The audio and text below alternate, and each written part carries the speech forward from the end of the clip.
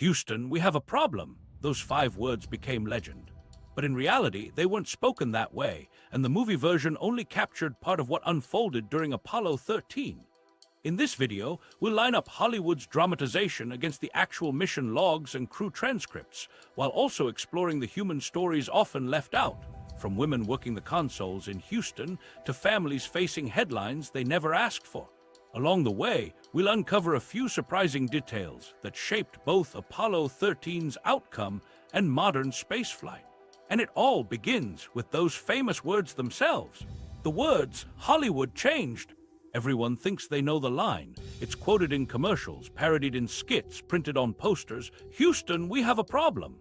The phrase feels sharp and cinematic, instantly recognizable. But in April of 1970, no astronaut ever actually said it that way. What was transmitted from the spacecraft at 55 hours and 54 minutes into the mission was more tentative. Jack Swigert was the first to key his microphone, reporting calmly, "Okay, Houston, I believe we've had a problem here." Seconds later, Jim Lovell repeated, "Houston, we've had a problem." That small shift of tense from present to past is the critical detail. Hollywood turned it into "we have a problem" for impact, but the record shows something subtler. Those words came in the aftermath of a violent jolt. About 95 seconds earlier, Swigert had flipped a switch to stir the spacecraft's oxygen tanks, a standard housekeeping task. Instead of a smooth hum, the command module shook with a loud bang that set off warning lights and confused readings across the panel. Inside Mission Control, the signal wasn't a clean one-liner. It was the beginning of a confusing chain of alarms to sort through. The astronauts reported pieces of information as they noticed them, not in tidy sentences designed for a movie script.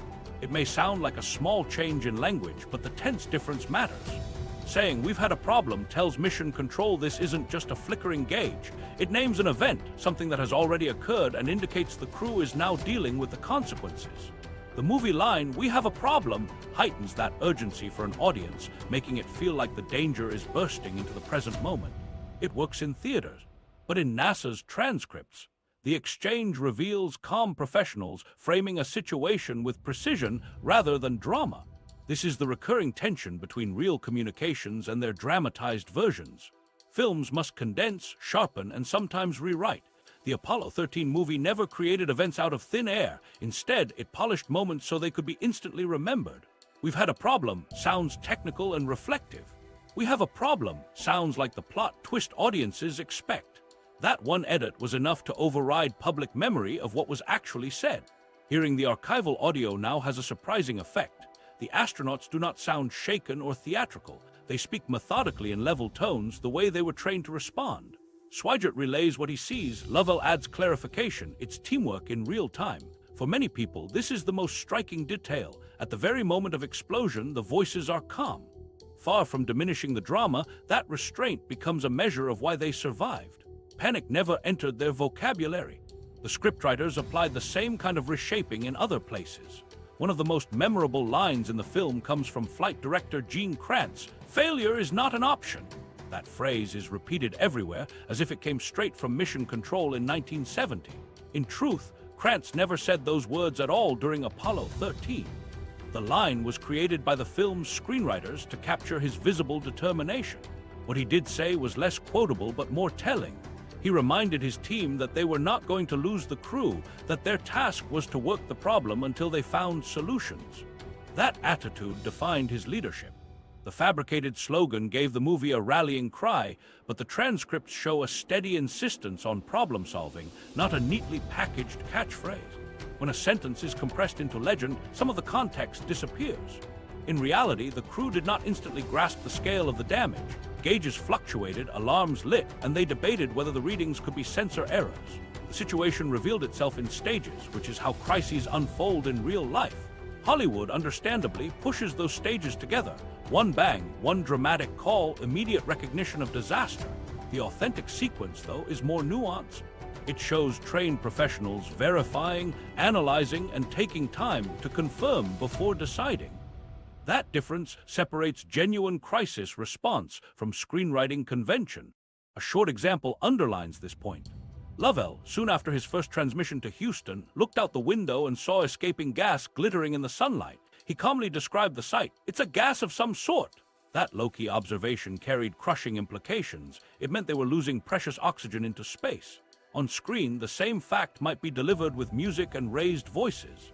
On the tape, it comes across as measured awareness, exactly what NASA wanted in a crew. Again, the trained comm made survival possible. Why does this matter? Because history written only through memorable lines risks oversimplifying what kept these astronauts alive. The story of Apollo 13 is not only about formulating iconic quotes, it is about how precise reporting, cool restraint, and careful verification kept a crippled spacecraft functioning long enough to return home. The movie showcased the drama. The records show the professionalism. The lesson lies in seeing both. This also changes how we interpret legacy. The film's version gifts culture a single unforgettable phrase, but the authentic words remind us that successful crisis management rarely sounds theatrical. In the original exchange, you can hear humans under pressure refusing to exaggerate. They note problems, pass along information, and trust ground controllers to parse the facts. That understated professionalism rarely becomes a slogan, yet it carried more weight than a line polished for dialogue. In that sense, the film line did two things at once. It carved itself into popular imagination, and at the same time, it obscured the remarkable confidence with which the astronauts handled their first moments of an unfolding crisis. That is the irony. Replacing calm reality with cinematic drama erases the very quality that made their survival possible. Understanding those authentic words brings us closer to the real story, one told in tense but steady exchanges rather than one-liners. And appreciating that difference sets the stage for the deeper question. If the call was less dramatic than we remember, what actually caused the explosion that forced it in the first place? The oxygen tank that became a bomb. The path to Apollo 13's explosion can be traced step by step, beginning not in space, but back on the ground years before launch. What ruptured at 55 hours and 54 minutes into the mission was an oxygen tank with a long and flawed history, shaped by mishandling, overlooked engineering updates, and testing procedures that slowly created the conditions for failure. By the time the crew heard the bang during their flight, the damage had already been sealed into the hardware. The tank in question was originally built for Apollo 10. It was pulled from that mission during a modification cycle, and while being removed from the spacecraft in 1968, it was accidentally dropped a few inches. The impact was recorded as minor, but the tank's fragile internal structures were not inspected with that incident in mind. From the outside, the tank appeared intact and was cleared for use. Hidden weaknesses, however, may already have been present. After being reassigned to Apollo 13 service module, the tank went through the standard series of checks. What stood out early was that it didn't drain properly after being filled. In normal conditions, liquid oxygen boiled off and vented through a drain line once heaters were engaged. But for this tank, the process did not complete. Engineers noted the issue, but rather than replace the unit outright, they decided to test it by energizing the heaters for extended period. That decision is where another key factor came into play. The oxygen tanks were built to operate on a 28-volt electrical system, a standard used in earlier spacecraft. But Apollo's ground support systems supplied 65 volts during testing on the pad. This mismatch should have prompted redesigns of thermostatic switches inside the heater assemblies. Instead, the original hardware remained. When Apollo 13's tank was powered during a ground test at Kennedy Space Center, those switches, designed to interrupt current if temperatures rose too high, were welded shut by the higher voltage. The result was that internal heater elements could run far beyond their intended temperature. With the protection gone, the heaters climbed massively out of range. Later analysis estimated areas inside the tank reached between 500 and 1,000 degrees C. Temperatures at that level directly compromised the Teflon insulation, protecting electrical wiring around the heaters and fan motor. During this ground test in March 1970, technicians left power running on the tank for hours while trying to boil off remaining oxygen. On the outside, it seemed successful. Eventually, the tank emptied. On the inside, though, insulation was scorched and wiring was weakened. By the time the tank was declared ready, it carried serious internal damage that was invisible except under microscopic inspection. In flight, the sequence was straightforward. On April 13, about 95 seconds before the explosion, Command Module pilot Jack Swigert threw the switch to stir both oxygen tanks, an ordinary step meant to ensure uniform readings. This activated small fans and engaged the heater circuits. Inside the damaged tank, wires with compromised insulation shorted against exposed metal. In a tank filled with nearly pure, pressurized oxygen, that electrical short ignited the charred insulation.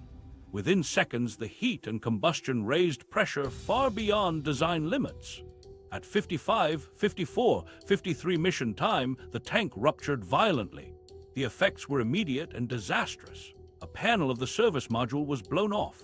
Oxygen supply began streaming into space. The fuel cells, which generated both electricity and water, shut down one after another as they lost their feedstock. Warning lights cascaded. The command module Odyssey, meant to carry the astronauts to lunar orbit and back, had been crippled by the sudden loss of its power system. What is important to stress is that this wasn't due to one spectacular defect, like a bad weld or a cracked tank. It was instead the result of incremental lapses strung over years. A tank dropped during extraction, an electrical standard updated without following through on component upgrades, a prolonged ground test carried out under abnormal conditions. Each step seemed manageable on its own, and each was cleared at the time. But combined, they formed a direct path from earthbound mistakes to an in-flight catastrophe. The chemistry, while often dramatized, boiled down to a simple equation. Oxygen at spacecraft pressures is highly reactive. Heater elements that had lost insulation became ignition sources. The fan meant to circulate oxygen instead stirred combustion as the short ignited surrounding material. In seconds, a storage vessel critical for both life support and electrical supply became an overpressurized container that failed structurally. There was no spectacular new failure mechanism, just electricity, oxygen, and heat in direct contact. When the investigation board reviewed the hardware and the test reports, it traced the accident through this precise timeline. They were clear in their findings. The root cause lay not at the moment of the explosion, but in assembly, handling, and pre-flight testing years earlier. Each overlooked issue narrowed Apollo 13's margin until it effectively had none. This matters for more than just identifying blame. It showed how space programs must treat even small deviations, like handling damage or enduring test anomalies, as potential mission-ending risks. A tank that resisted draining properly might have seemed an inconvenience at the time. In retrospect, it was the early warning signal of a system fatally compromised. The consequence for NASA was sobering. Apollo 13 forced an acknowledgement that their procedures had allowed a piece of flight hardware to accumulate flaws across design revisions, ground handling, and test procedures without being caught. It was not only a technical failure, but also a procedural one. Assembly, inspection, and certification pipelines had gaps large enough to carry an accident all the way into lunar orbit. The irony is that none of the engineers involved thought of themselves as cutting corners. Decisions were justified in the moment, finding workarounds under schedule pressure, assuming old standards still applied, trying one more test rather than discarding a costly component. But those small human judgments were enough to create the near-fatal incident. Apollo 13 highlighted that spaceflight does not forgive compounding errors. Today, the oxygen tank's history remains a case study. Its obvious outward strength concealed damaged wiring sealed years earlier. And because of that, 3 astronauts had to fight for their lives, supported by a mission control team confronting endlessly compounding problems. That spring night in 1970, what failed was not just a pressure vessel, but a chain of human choices stretching back through the program. Understanding this timeline helps reveal why the mission played out the way it did. The crew didn't trigger the flaw with misuse. They simply carried hardware whose fate was sealed by earlier oversights. Recognizing that sequence of events, from a drop during Apollo 10 to a failed tank stir during Apollo 13, sets the technical foundation. And it also sets up a different question. How do those moments of failure fit into the larger story most of us know? In the dramatized version, the explosion feels like a single turning point. The real chronology, with accidents and decisions years in the making, tells a more complicated story. That difference between reality and the film version becomes clearer when we place the timelines side by side. Movie timeline versus real timeline. Did Apollo 13 really follow the clean 3-act arc the movie suggests? On screen, the story unfolds in a dramatic rhythm with clear turning points, each crisis flowing neatly into the next. The actual mission was far less symmetrical. Real events stretched on unevenly, filled with delays, waiting, recalculation, and long stretches of uncertainty that could never fit a 2-hour script. The film presents a tidy progression. Reality was more like days of careful work interrupted by sudden shocks. One of the most important differences is the timing of the explosion itself. In Ron Howard's film, it happened soon enough to launch viewers straight into crisis mode. In reality, the oxygen tank rupture struck at roughly 55 hours and 54 minutes into the mission, well past trans-lunar injection, when the crew was already committed to the moon's gravity. They were more than 200,000 miles away from Earth, far beyond the range of an easy turnaround. This distinction matters. It meant that even once the damage was recognized, they were forced to continue on a path around the moon before attempting to return. The film places the incident earlier for pacing, but the real mission had already passed its safest exit points, which raised the stakes dramatically. This ties into a technical point Hollywood leaves ambiguous. Apollo 13 was not flying on a simple, free return trajectory that would have automatically slingshotted them back toward Earth. The mission planning for their Fra Mauro landing site required a hybrid trajectory that diverted slightly off the natural loop. As a result, once the explosion occurred, the return path wasn't automatic. The crew needed to fire the lunar module's descent engine, the DPS, to re-establish a workable re-entry corridor. The film makes this look like an impromptu miracle, the LM suddenly doubling as a lifeboat. In truth, using the LM engine for contingency maneuvers was a documented backup plan, though it still carried enormous risk. Controllers and astronauts had practiced aspects of it in simulation, but never for an actual crippled spacecraft 200,000 miles out.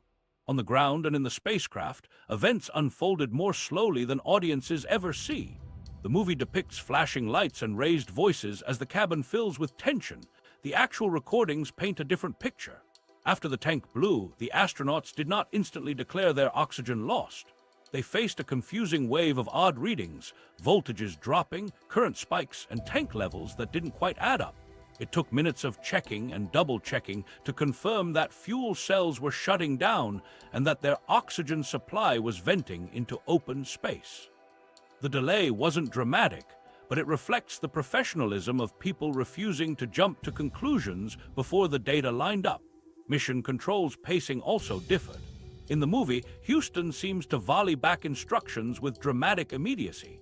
In truth, conversations often drifted with long pauses as backrooms crunched numbers, verified results, and crafted procedures. Engineers could not risk impulsive responses. Every change required consensus and calculation, sometimes stretching minutes into long silences on the voice loop. This wasn't film-friendly timing, but it was the only way to keep 3 men alive across 250,000 miles. Hollywood also tightens the portrayal of crew relationships. To sustain conflict, the film shows moments of friction, sharp words, and personality clashes aboard Odyssey and Aquarius. The actual crew rarely let emotions surface in that way. Lovell, Hayes, and Swigert understood that even minor conflict could sap energy and distract them. What their transcripts show, instead, is an understated unity that rarely fits cinematic expectation. One telling example comes when Lovell performed inertial measurement unit conversions by hand and then asked Houston to check his math. That simple request captured their mindset. He was exhausted, working under freezing conditions, but still careful enough to seek verification rather than rely on ego. It is less theatrical than a shouted argument, but far more revealing about the discipline that defined their survival. The differences extend to how problems are presented. On screen, crises stack neatly: oxygen loss, power shortage, carbon dioxide filters, trajectory issues, each arriving in rapid succession. In real time, these problems stretch for days. Hours passed with nothing but monitoring gauges, rationing water, and enduring bitter cold. Silence punctuated by calculation was the dominant rhythm of survival. That monotony can't make it into a movie script, yet it explains why the ordeal was so draining. Survival wasn't a roller coaster of non-stop twists, but a grinding wait punctuated by technical fixes. Even the timing of the resolution differs. In theaters, once the LM lifeboat plan is established and procedures take shape, the story builds smoothly to a tense re-entry and triumphant splashdown. Reality left no such clean resolution points. The crew endured burns with the LM engine to refine their return track, each requiring fresh calculations and trust in machinery never intended for that purpose. They struggled with dwindling batteries and temperatures that fell low enough to frost inside the cabin. Hours stretched on where the solution wasn't the end of the crisis, but the beginning of another waiting period to confirm if it had worked. By the time they approached Earth, they had been in this cycle of hope tempered by endurance for nearly 4 days. It's important to note that these changes weren't meant to deceive. Cinema requires rhythm. Audiences expect neat arcs because they keep attention. Real spaceflight doesn't care about arcs, it moves at the speed of physics and engineering. The truth is slower and harder to dramatize, waiting for computer outputs, improvising system checks, and conserving every drop of water over intervals that felt endless inside the spacecraft. When you compress those days into a set of sharp turning points, you preserve excitement but lose the texture of what survival realistically requires. Seen this way, Apollo 13's real timeline is stronger, not weaker, than its film portrayal. The astronauts faced the terrifying knowledge that no single breakthrough would save them. Instead, each long interval of silence and calculation gradually built toward survival. What Hollywood shows as a thrilling sprint was, in fact, a marathon paced by discipline and patience. That contrast highlights just how demanding the mission really was, and how much was accomplished without the rhythm of movie storytelling. Of course, films also filter whose stories are told. The movie focuses tightly on the crew and a handful of male flight directors in Houston. But the mission was carried by more voices than those we see on screen, including figures who left no mark in the dramatization but played crucial roles in keeping Apollo 13 alive. And that leads to an overlooked part of history. Who else was there, working on the calculations and engineering that brought the crew home, even if the film showed almost none of them? Forgotten heroes, the women behind the mission. When we look more closely at the mission's support network, another layer of Apollo 13 comes into view. The women whose work never appeared in the movie, but whose fingerprints can still be found in the mission transcripts and engineering records. This part of the story is not about astronauts reading off checklists in front of the cameras. It is about the analysts, programmers, and engineers. Women whose calculations and decisions carried the same weight as anything announced from the flight director's console. In the film version of Apollo 13, you'll notice that almost every figure of authority on-screen is male. Rows of men in white shirts, pens in shirt pockets, staring into glowing monitors represent NASA to the audience. That captured a truth about the culture of the time, but it wasn't the entire picture. By 1970, women had already begun carving out critical places inside NASA's technical workforce. They did not hold the spotlight, but they held responsibilities that could not be deferred. Frances Poppy Northcutt stands out as one of the clearest examples. Hired as a trajectory analyst for NASA's contractor, she became the first woman assigned to an operational role in mission control. When Apollo 13's service module exploded, it was Northcutt and her colleagues who recalculated flight paths that had to be fed into the spacecraft's guidance system. The original lunar landing trajectory no longer applied. The only hope was to set the spacecraft on a loop around the moon that would intercept Earth's thin re-entry corridor. The required accuracy was measured in fractions of a degree. Working from computer printouts and slide rules, she generated numbers communicated up to the crew. Those numbers defined the engine burns that determined whether the astronauts would even see Earth again. Newspapers at the time noted her presence in a room full of men, but her calculations proved far louder than the commentary. Northcutt represented one face of this workforce, but she was not alone. Margaret Hamilton, whose team at MIT created the Apollo flight software, ensured that the spacecraft's guidance computer kept functioning after the explosion disrupted power systems. Katherine Johnson and Dorothy Vaughan, from NASA's earlier pool of mathematicians, had been central in developing the methods of orbital mechanics and programming that Apollo depended on. Judith Love Cohen, an engineer at TRW, contributed to the design of the guidance and navigation gear that proved its worth during the crisis. Citing their names brings needed clarity. Women were woven into the system at multiple critical levels, from software logic to mathematics to hardware design. The work they did was not paperwork shuffled on the sidelines. It required hands-on testing in simulators, punching commands into mainframe systems, and producing physical procedures that astronauts would enact in space. During Apollo 13, new checklists had to be created within hours, methods for shutting down non-essential systems, for conserving power, and later for bringing the command module back to life. Women were directly involved in drafting, testing, and proofreading those sequences in simulators back in Houston. Technicians ran through each step using the same switches and panels as the crew. A single error in those pages could have drained the spacecraft's last battery before re-entry. Their attention to detail carried the same life-or-death value as any command voiced on the main loop. Telemetry analysis gave another channel for these contributions. After the oxygen tank ruptured, the spacecraft's electrical draw and oxygen levels became precarious. Data arrived on paper printouts and scrolling feeds, numbers that had to be converted quickly into clear warnings. Women worked among these backroom teams, translating readings into assessments of how long systems would last. They weren't quoted in newspapers, and they weren't immortalized by actors, but they informed the decisions that prolonged survival. Northcutt's own experience testifies to the cultural landscape. She found herself at the front of rooms where she was the lone woman, expected by some peers to prove her competence again and again. In interviews years later, she recalled it matter-of-factly. She wasn't there to break barriers, she was there to generate trajectories. Yet in being the first woman allowed to sit at a console, she became a symbol all the same. The fact that she did so during Apollo 13, the moment when NASA most needed accuracy under pressure, underlines how inseparable her work was from the mission's eventual success. Recognition, however, never came evenly. When Apollo 13 landed safely, attention quite naturally gravitated toward Jim Lovell and his crew. Engineers like Gene Kranz and flight directors in Houston emerged as public heroes. They deserved the recognition, but the orbit of fame did not extend far enough to include names like Northcutt or Hamilton. The collective memory carried forward a simplified cast.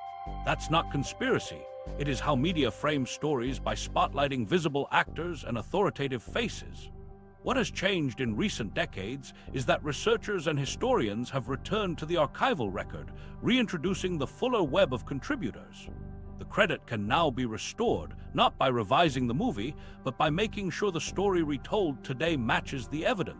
The key fact to remember is that spaceflight itself erased any line between core and peripheral work. A trajectory burn measured in tenths of a second, a switch sequence typed on a checklist, a circuit load calculated by hand. These were not abstractions.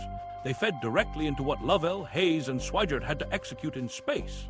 Seen in that light, the notion that women were somehow adjacent to Apollo 13 collapses. They were embedded in life-sustaining flows of information, just as essentially as the men in front of the TV cameras. Looking with today's lens, the continuity becomes even clearer. Artemis missions are preparing to send astronauts, including women, back to the moon. SpaceX and other companies employ women in design and operations across every system. That progression has roots in the Apollo era, not simply in the later push for equality.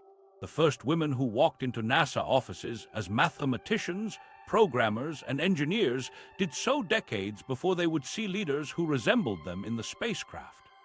They established competence early, holding ground in highly technical fields where mistakes were not tolerated regardless of gender. The contrast with Hollywood is sharp. Movies can only carry so many characters, and audiences need a comprehensible story, but the selective framing can mislead. By showing male-only rooms and focusing narrowly on a few visible leaders, Apollo 13 left viewers unaware of how diverse the real network of expertise was becoming. The difference now is that history can be corrected. We have transcripts, rosters, and interviews that name the women whose output shaped the mission's survival. The point, then, is not to subtract credit from the celebrated figures of Apollo 13. It is to place others alongside them, recognizing that their labor underpinned the survival narrative all along. With each checked number and verified burn, the margin of safety increased. By the time the crew neared re-entry, the fingerprints of women analysts and engineers were all over the path home, even if their faces never appeared on film. And while the astronauts endured icy darkness in their spacecraft, these unsung contributors labored at consoles and simulators on Earth, wrestling with the unknowns of a system never designed for improvisation. They, too, carried hours of tension on their shoulders, and they were not the only ones.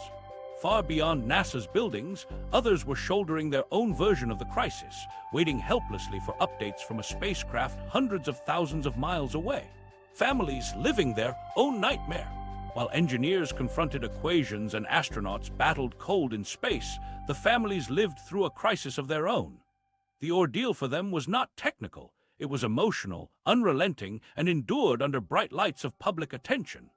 Apollo 13 became a test of patience, resilience, and composure for people who had no control over the mission, but whose lives were suspended by its outcome. Marilyn Lovell, wife of Commander Jim Lovell, faced this pressure most visibly. By Apollo 13, she was already a veteran of earlier flights, yet nothing had prepared her for a mission teetering between survival and tragedy. This should have been a celebratory moment, one that placed her husband among the handful of men to walk on the moon. Instead, she endured television crews camped outside her home, reporters eager to photograph every trace of worry on her face. In later interviews, she recalled deliberately masking her fear in front of the cameras, conscious that any expression could ripple instantly through newspapers as the country searched her for cues of hope or despair. The Lovell children lived through their own quieter confusion. They had only fragments of information, diagrams on television and snippets of adult conversation, too guarded to grasp fully. They knew their father was in danger, but technical discussions about fuel cells and oxygen loss meant little. What they absorbed instead was the tone of voices around them and the unsettling fact that people across the world seemed as invested in their father's fate as they were. Day after day, they watched the family television for reassurance, only to see the same grim image: a crippled spacecraft adrift in darkness. NASA understood the strain on the astronauts' families, and by 1970, certain accommodations were in place. At the Manned Spacecraft Center in Houston, family members had access to a small VIP viewing room overlooking mission control. From there, they could glimpse the faces of the controllers guiding the flight, though without the comfort of private explanations. In addition, NASA had installed squawk boxes in astronauts' homes, dedicated speakers wired to the mission's communication loop. For the Lovells, that meant they could listen to the voices of Jim and mission control in real time, unfiltered by television commentary. But the access was a two-edged sword, a reassurance when all seemed routine, and a source of terror when voices paused for too long or when jargon concealed stakes too high to name aloud. The contrast between what families heard and what they felt was stark. Astronauts on the loop trained themselves to speak without alarm, using clipped technical terms. That tone, calm on the surface, often magnified the dread for those listening at home. A short statement about voltage fluctuation might sound precise inside mission control, but for a spouse on the squawk box, it suggested catastrophic failure hidden behind neutral words. Every pause felt amplified. Silence was as loud as crisis. Meanwhile, the public spotlight intensified every private moment. Marilyn Lovell found that her home life had been commandeered by a nation. Neighbors stopped by to offer their comfort, television vans lined the street, and journalists phoned at all hours. Schools brought news into classrooms, and classmates repeated television commentary to the astronauts' children, sometimes confused or exaggerated. Normal household rhythms collapsed under the scrutiny. On one hand, she needed to guide her children through meals and bedtime. On the other, she was navigating reporters waiting for her front door appearance. It was an impossible balance. She later described it as feeling she was expected to represent strength for an entire country, even while she braced for devastating news. That pressure extended to all the families whose loved ones worked in orbit or on console, not just the Lovells. Other wives and children waited in Houston's viewing rooms, clutching updates pieced together from official briefings. They knew as much as the public, that the spacecraft was dangerously damaged, that engineers were fighting to find power margins, that water and oxygen were rationed. The engineers in mission control at least had procedures to follow. The families had nothing except waiting, hours and days of tense delay, trapped between hope and dread. Television networks carried these images relentlessly. Apollo 13 became a rolling headline, with bulletins cutting into regular programming around the world. Families became unwilling actors in this grand broadcast. For them, there was no opportunity to retreat into privacy. America and many other nations watched their faces as if they were a second mission control on Earth. Every close-up of Marilyn Lovell or of the astronauts' children was presented as evidence of the human cost, even while the family simply wanted space to endure their wait in peace. The film Apollo 13 touches on these moments but reduces them to flashes. Marilyn Lovell's fixed gaze at a television set, children huddled in uncertainty. Reality was heavier and far less concise. There were nights without sleep, mornings blurred by unanswered questions, and constant decisions about what to tell children and what to keep to oneself. There was the burden of answering calls politely while suppressing private exhaustion. Behind the carefully measured public faces was an entirely separate labor: the emotional management of households caught in a storm beyond their control. The discipline of the families mirrored, in its own way, the discipline of the astronauts. To protect their children, to deflect the media, to show composure in waiting rooms where silence cut deeper than noise, they trained themselves to absorb strain without breaking. That restraint left a mark of its own. Long after the splashdown, their exhaustion was still visible even if the cameras had already moved on. Apollo 13's legacy usually centers on the ingenuity of engineers or the coolness of astronauts. Yet the courage of families under pressure is just as noteworthy. Their ordeal did not involve switches or thruster burns, but it demanded an endurance no less remarkable. Balancing public scrutiny with private dread, maintaining households when every television in the world carried news of possible disaster, and listening in isolation to the same calm voices that only underscored the risk of silence. For them, every minute stretched longer than any timeline printed on NASA charts. Seen from this angle, Apollo 13 was never just a spaceflight problem. It was a network of struggles carried by people on the ground, bound tightly to a spacecraft drifting hundreds of thousands of miles away. Families, thrust unwillingly into the center of media attention, held their composure much as their loved ones did in orbit, quietly, steadily, and with the weight of uncertainty pressing down at every moment. Their endurance meant the astronauts had strength waiting for them back on Earth. And while those waiting hours left lasting shadows in family homes, another group was also working through endless nights, not under the eyes of reporters, but inside NASA facilities, running machines that were vital to the astronauts' survival. Simulators, not just movie props. Engineers weren't just sitting at consoles in Houston. Many of them were strapping into mock spacecraft and flipping the same switches the crew would later touch. The movie hints at this world of simulators, but the reality was broader and far more technical. These machines, exact replicas of the Command Module and Lunar Module, became central to Apollo 13's survival. They were Hollywood props built for training montages. They were wired, calibrated systems that allowed engineers and astronauts to test every new checklist on Earth before it reached the crew adrift in space. Simulators normally served as classrooms for astronauts, where they rehearsed launches, docking, and landing scenarios. But after the service module exploded, their role shifted. They turned into experimental labs where survival procedures were written under pressure. Engineers were confronted with the task of inventing steps that no flight manual anticipated: how to conserve power, how to reroute systems, and ultimately how to restart the frozen command module after days without electricity. The difference between writing those steps on paper and proving them in hardware was life or death. That's why the simulators stayed lit long after midnight, staffed by teams running scenario after scenario. One crucial challenge was the command module power-up sequence for re-entry. By the time Odyssey needed to be revived, it had been cold, powerless, and dark for days. Its batteries were partially drained, its systems vulnerable. A careless switch order could overload circuits or waste precious watts. To avoid that, Mission Control's procedures branch handed draft startup checklists to simulator crews. There, backup astronauts and engineers replayed the sequence minute by minute, tracking exactly how much current each step demanded and monitoring how it affected cooling, displays, and circuit breakers. If a procedure flickered the wrong indicator or spiked the loads too high, it was rejected and rewritten. Hundreds of lines were crossed out and redrafted this way until only the leanest and safest sequence survived. The same iterative effort took place with other problems, including the buildup of carbon dioxide inside Aquarius, the lunar module lifeboat. The LM scrubbing system had filters, but not enough capacity for 3 men across days in space. The command module had usable filters, but they were the wrong shape.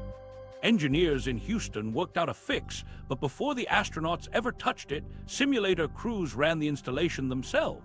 They checked whether the steps could realistically be performed in the cramped LM cabin, whether airflow behaved properly, and whether the written instructions were straightforward enough that no one could misinterpret them under stress. In this way, every sentence of the radioed procedure was vetted for clarity and feasibility. Ken Mattingly, the grounded Apollo 13 prime crew member, became one of the more visible figures in this process, but he was part of a much wider effort. Training director Riley McCaffrey, teams of systems engineers, and a rotation of astronauts poured hours into the mock spacecraft, running through tests again and again. Mattingly carried his own share of the load, replaying startup sequences until he could shave excess drains from them. But the results came from collective sweat. Engineers tested, adjusted, and repeated until procedures held firm. There was no single eureka figure, only groups grinding through switch throws until power margins added up. This collective labor meant accepting frustration. Many runs ended in failure, with batteries drained too quickly or with circuit protections tripped in ways that could have left the real spacecraft unusable. Simulator operators tore up steno pads filled with notes, reset the machines, and started over. Each trial refined the next one. The cumulative effect of those cycles turned abstract ideas into verified instructions. By the time Houston transmitted a checklist, it no longer reflected just someone's calculation. It reflected trial under conditions as close to flight as possible. Even minor details mattered. Engineers monitored how long a light would stay illuminated after a circuit closed, how much surge occurred when a bus tied into the system, or whether a coolant loop overheated during a test run. These weren't cinematic moments. They were stopwatch timings and readings off voltmeters. They revealed which switches could never be thrown simultaneously, which delays had to be counted between steps, and how slim the line was between a working spacecraft and a dead one. That fidelity gave astronauts in space confidence that instructions would preserve rather than destroy their margin for survival. The work environment in the simulator rooms contrasted with the drama outside. While television showed families waiting and newspapers speculated about catastrophe, inside the mock capsules the tone was clinical and relentless. Technicians sat in seats that mirrored the command module, manipulating the same toggle switches under dim lights as graphs printed battery current in real time. Hours passed like this: flip, wait, record, reset. Collaboration wasn't optional, it was built into the process. A system engineer flagged when a sequence strained coolant systems. An astronaut at the panel described how an instruction might confuse users in a dark, freezing spacecraft. Notes circulated and procedures were adjusted on the spot. From that cycle came the procedures that ultimately defined Apollo 13's return. The command module startup checklist used by Lovell, Swigert, and Hayes was the product of these methodical drills. It paced the crew's hands through the resurrection of Odyssey, step by step, in a way that coaxed current from depleted batteries without burning any unnecessary watt. Likewise, the jury-rigged filter fix and other workarounds passed their trial debut not in space, but in simulators where mistakes were survivable. NASA could afford thousands of failed sequences in Houston if it meant ensuring only functional ones crossed the gulf to the spacecraft. The movie shows montages of this work, compressing long effort into quick beats. The reality was that simulator rooms became crucibles that absorbed most of the mission's risk before astronauts ever rolled a switch. That repetition and verification process was the invisible backbone of Apollo 13's survival. Without it, every checklist would have been an experiment carried out at 200,000 miles distant. Instead, the crew received tested sequences backed by hundreds of hours logged in machines that mirrored their own. Seen from this vantage, Apollo 13 was as much an accomplishment of ground testing as it was of flight. The survival of the mission rested on procedures refined in Houston as much as on the composure of astronauts in orbit. The simulators proved their worth not as classroom tools, but as laboratories where ingenuity took physical form.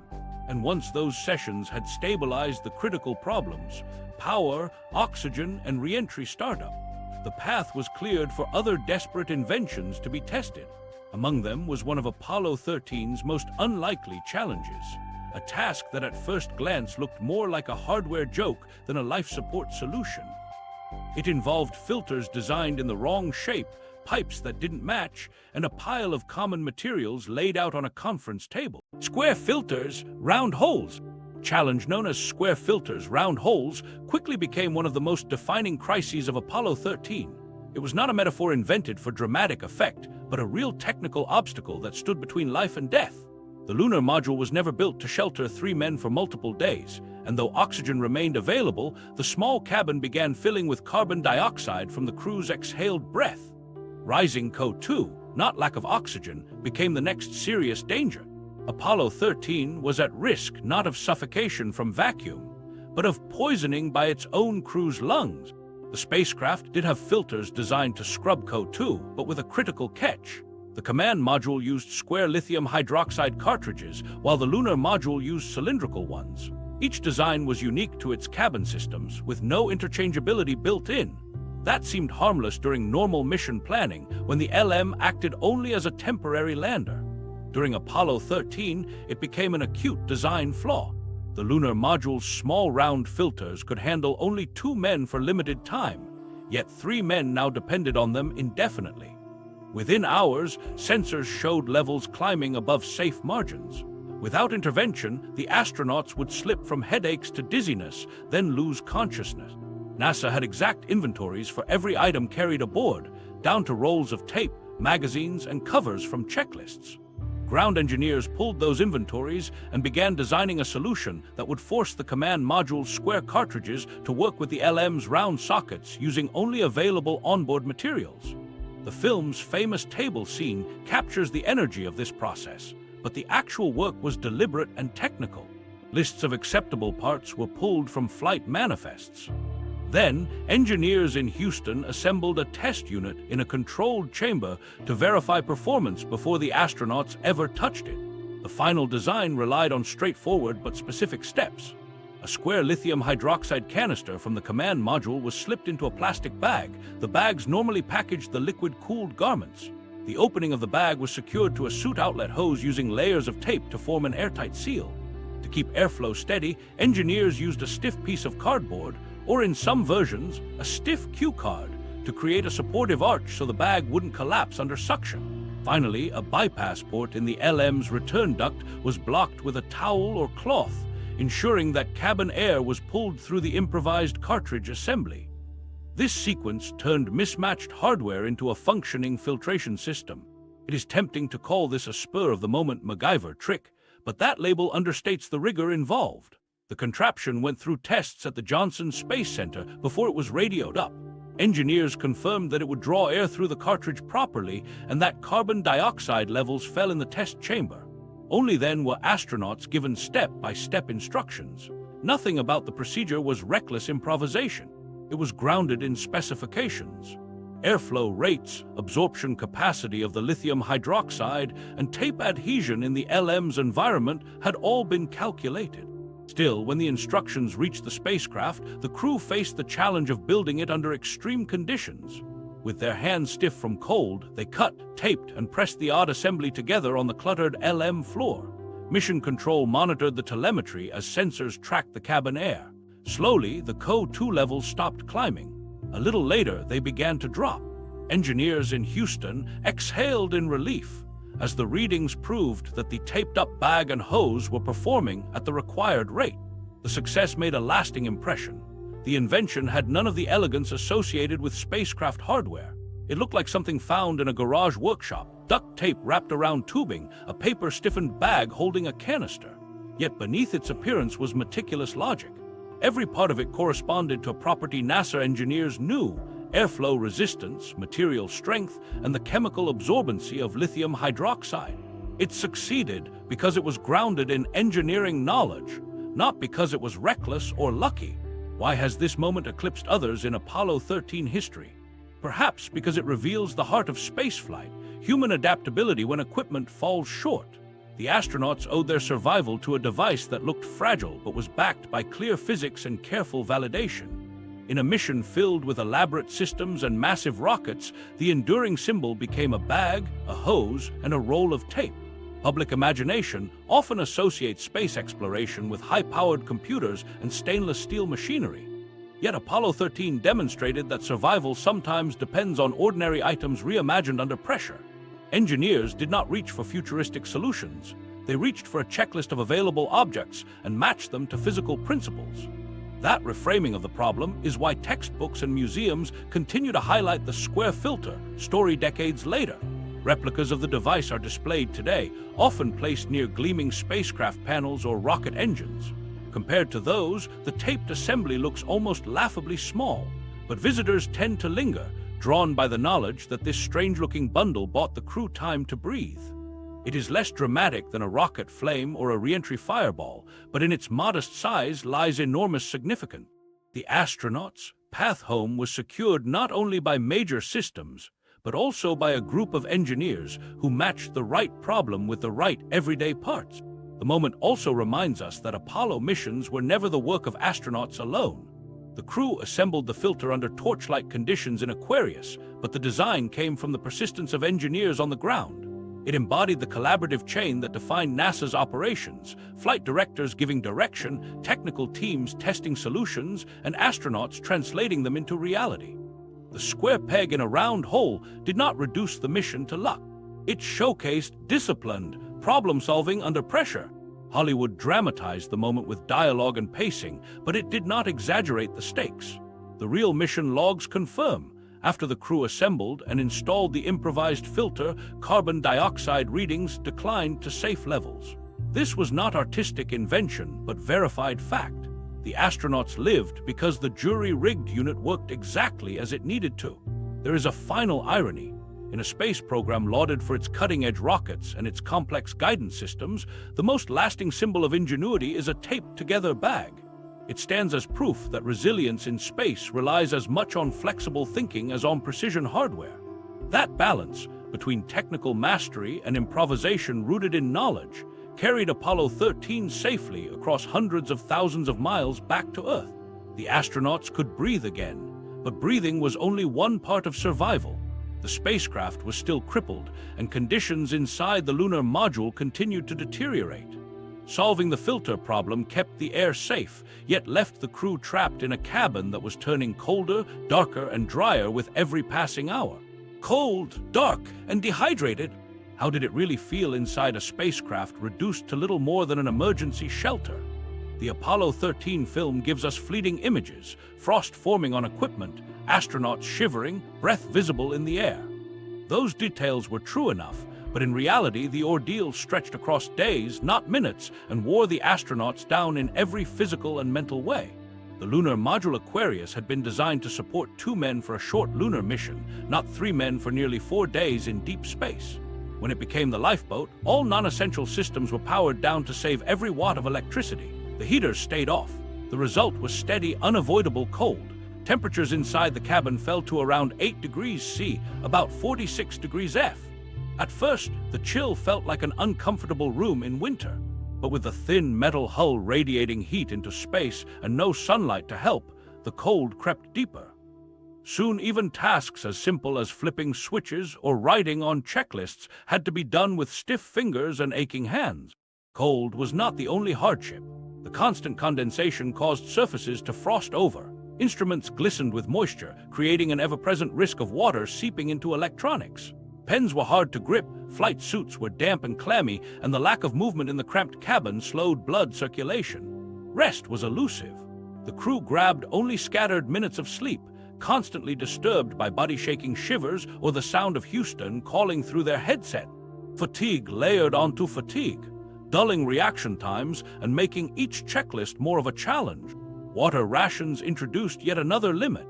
With most systems shut down, the crew no longer had access to the larger supplies carried in the command module. The little that remained in Aquarius had to be stretched far beyond its intended use.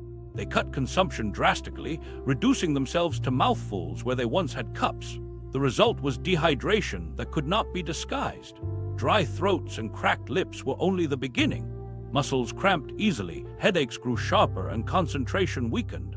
Fred Hayes drew the shortest lot. Dehydration combined with stress left him with a urinary tract infection. Without fluids to flush toxins or medications to fight it, his condition worsened until he was exhausted, feverish, and doubled over with pain. Survival meant he kept working anyway.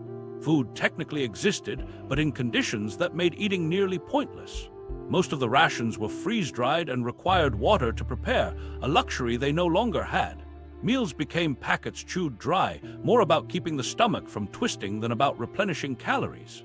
Energy intake fell sharply below what their bodies required, even as the cold forced them to burn more calories just to maintain body heat. Over the course of the mission, the three men lost a combined weight of around 14 kilograms, evidence of how quickly stress, cold, and dehydration stripped away reserves. The result was clear in real time: shrunken faces, voices edged with weariness, movements that slowed with each passing hour. These weren't minor discomforts. They were conditions pressing at the limits of safe human performance.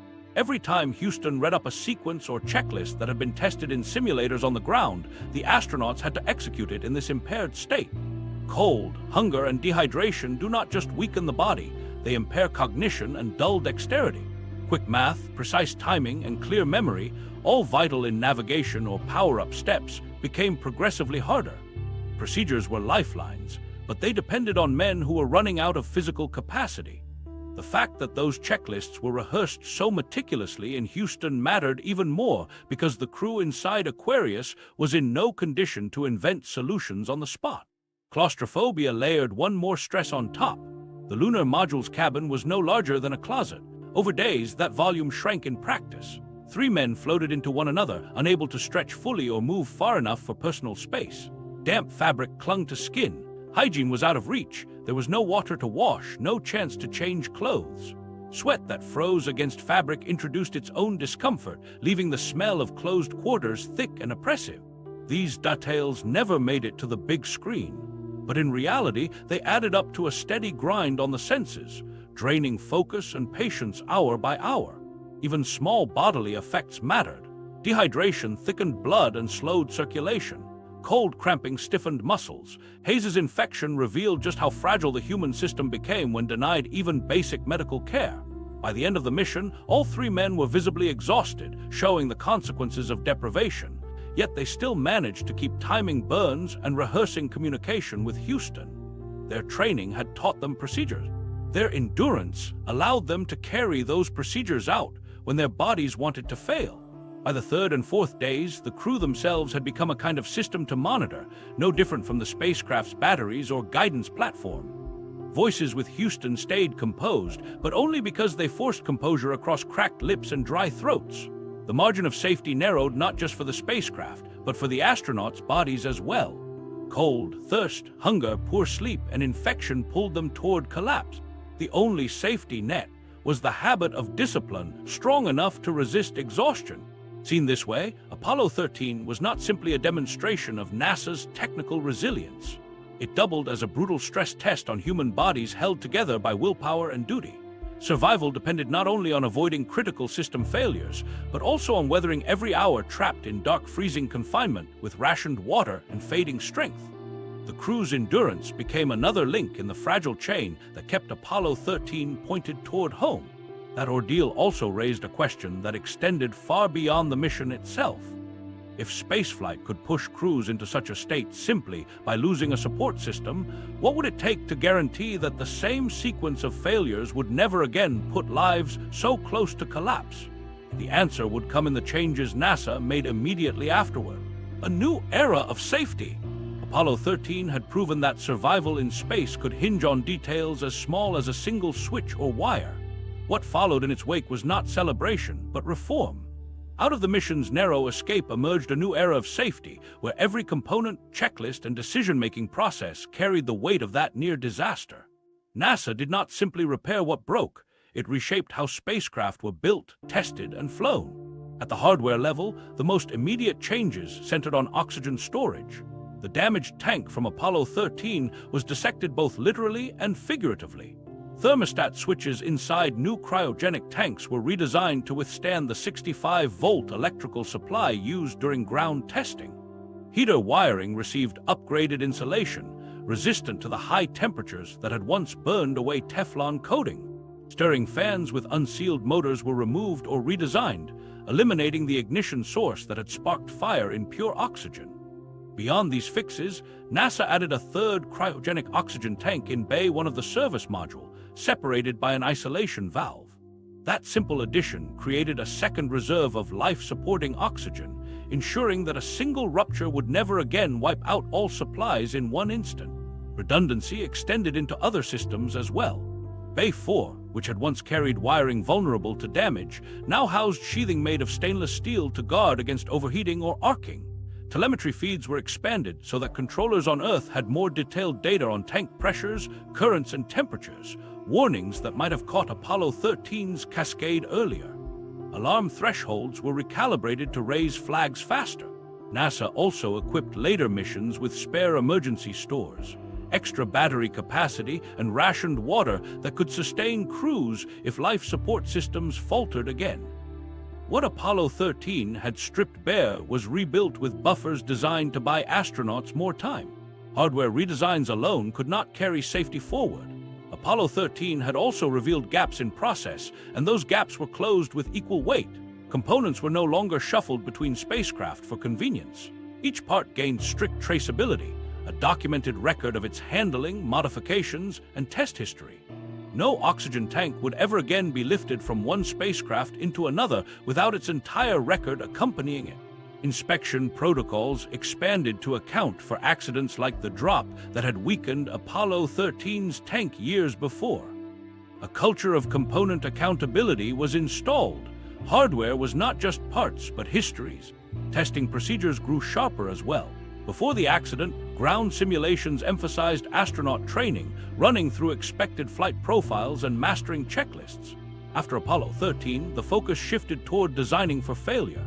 Engineers began inserting compound failures into tests. 2 or 3 systems knocked out at once, backups carrying the same flaw as primaries, improbable but dangerous events forced into simulation. Instead of wondering whether something might fail, teams pushed equipment until it broke. That inversion forced weaknesses into daylight and hardened spacecraft against the worst cases.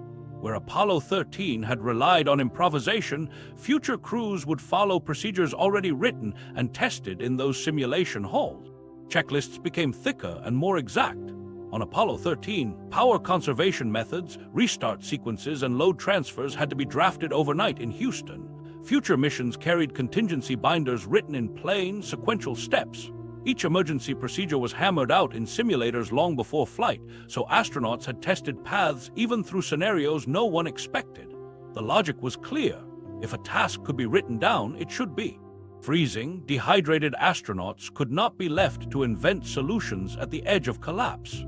Safety grew from preparing the unexpected, not assuming training alone could carry through. Just as critical as engineering reforms was NASA's cultural realignment.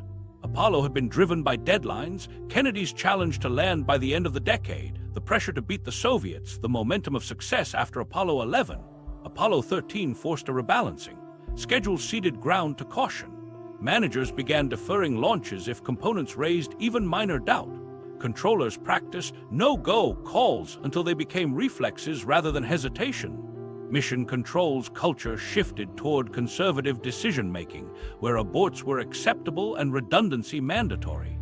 Engineers, once reluctant to voice small concerns for fear of slowing progress, were now expected to raise them. Leadership learned to prize discipline over tempo. The mark of those reforms appeared not only in the last Apollo flights, but in the spacecraft that followed. When the shuttle program emerged in the 1980s, its design reflected Apollo 13's scars. Oxygen supplies were split into multiple tanks, cross-wired for backup. Electrical systems carried redundancy across buses so that no single short could cascade through the orbiter. Batteries and power units were subjected to more exhaustive pre-flight certification. Even the emergency procedures carried over, binders filled with steps tested on the ground before making their way into orbit. The shuttle tragedies that later came, Challenger in 1986 and Columbia in 2003, revealed new cultural failures, but analysts looked back to Apollo 13 as proof that spaceflight safety depends on relentless attention to detail, not the absence of failure. The legacy carried forward into modern spacecraft. Orion, the crew vehicle for Artemis, embodies the principle of stacked redundancy. Its computers are not just doubled, but tripled, each able to take over autonomously. Environmental control systems are rated against multiple failure modes, from leaks to pressure spikes, embracing the principle that no single failure should kill a crew outright. Spare water supplies, auxiliary batteries, and layered fault detection are all specified from design onward. Apollo 13 continues to leave fingerprints on the systems being readied for lunar missions in this decade. Commercial programs carry these fingerprints as well. SpaceX's Crew Dragon capsules, certified under NASA oversight, integrate overlapping oxygen systems and cross-checked Code 2 scrubbers, echoing precisely the issue that had nearly consumed Apollo 13's crew. Engineers spend thousands of hours in human-in-the-loop simulations, confirming that astronauts and ground crews can execute procedures under stress. Checklists are crafted for edge cases where odd faults pile together. While SpaceX is known for iterative speed, its human-rated capsules showcase restraint, borrowing the cautionary lessons written half a century earlier. For missions stretching farther, Mars expeditions measured in years rather than days, the Apollo 13 model serves as a blueprint. Planners stock designs with spare parts, repair kits, and modular systems that can be reconfigured in crisis. The principle is realistic humility. Not every failure can be prevented, but every failure must offer a pathway to survival. The kit of plastic bags, hoses, and tape that once saved 3 men has become a metaphor for packing tools that allow improvisation guided by physics, not chance. What Apollo 13 carved into NASA was a new understanding of risk. Success was redefined. It was no longer measured solely by reaching the moon or planting a flag, but by bringing astronauts home alive even if goals shifted. Risk acceptance tightened. Proof of resilience became as important as proof of function. The explosion had revealed that spaceflight could fail in unexpected ways, and that any hole left in training, hardware, or procedure invited catastrophe. From then on, acceptable risk shrank under the lens of Apollo 13. Looking at spaceflight today, every redundant circuit, redundant alarm, and detailed checklist carries the mark of that change. Safety did not emerge from slogans, but from documentation, rigorous tests, and cautious culture.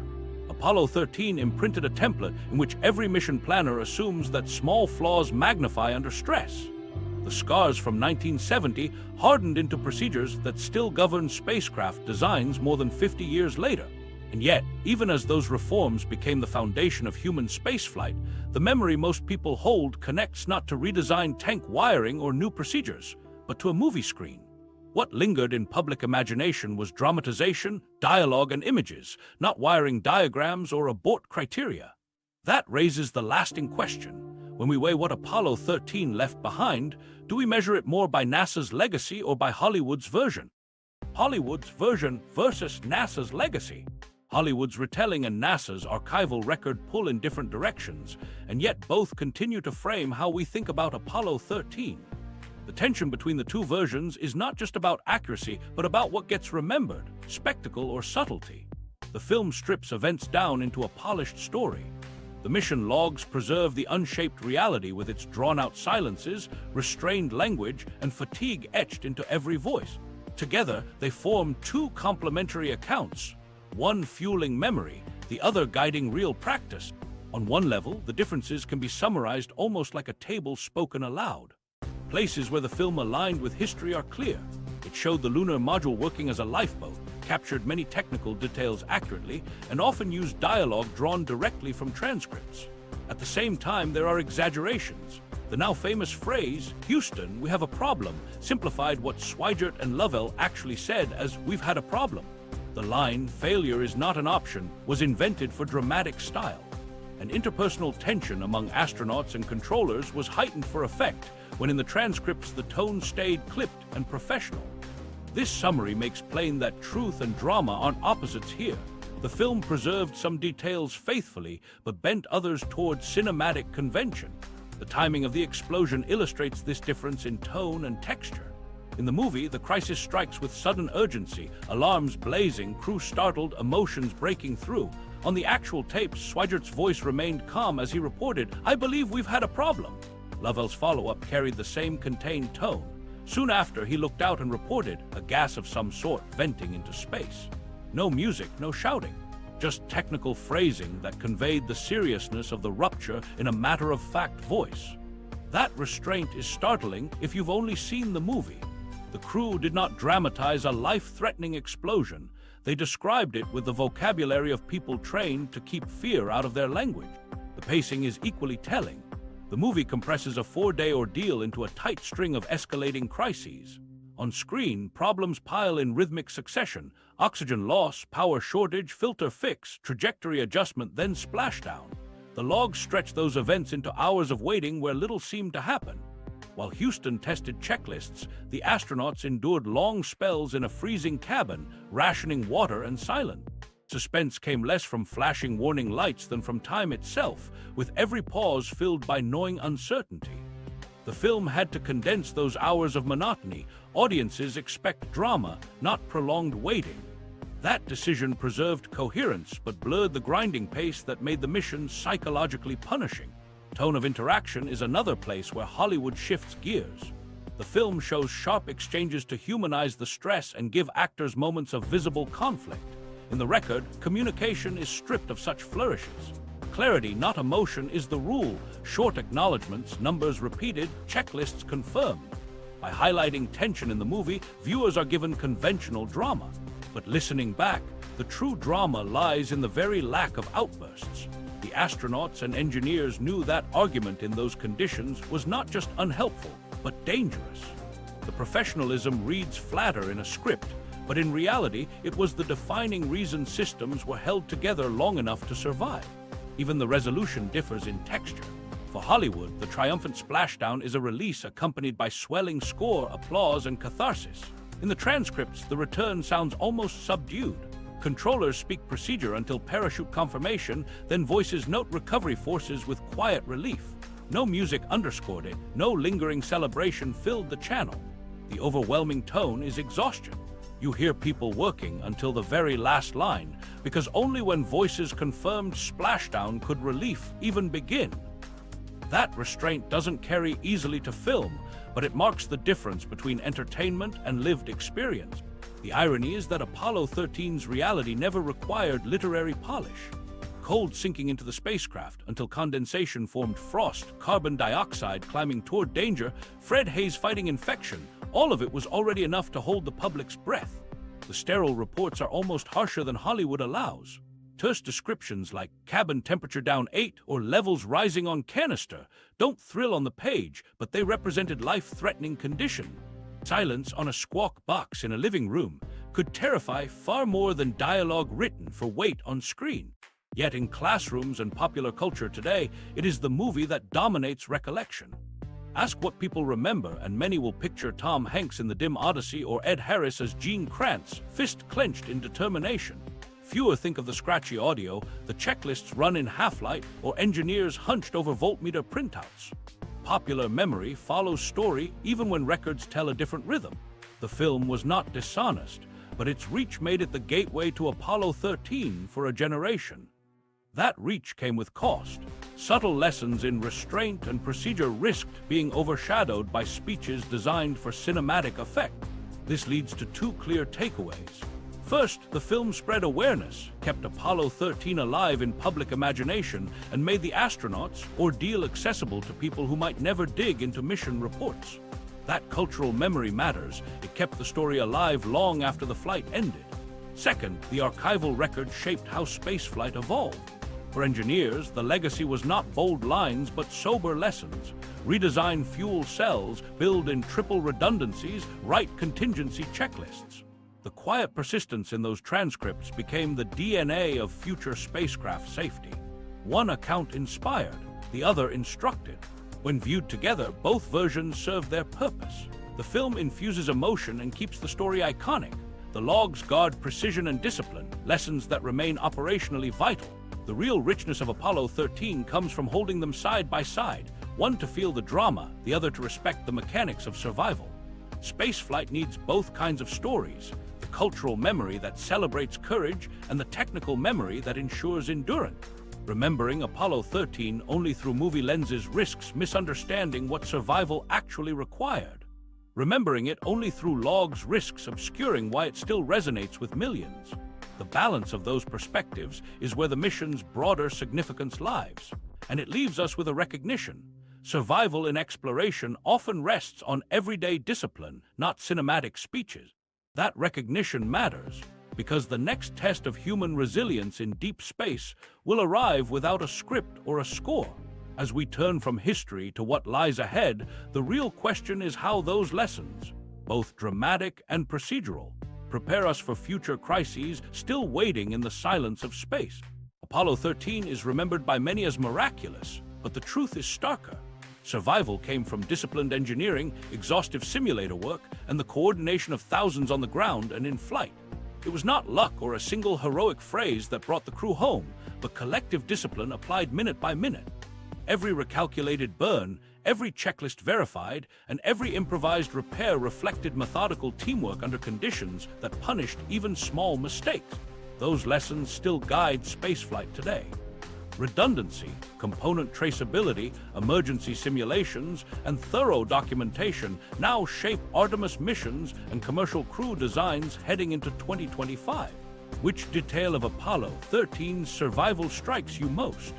The calm audio, the filter in a bag fix, or the slow realization of the tank flaw?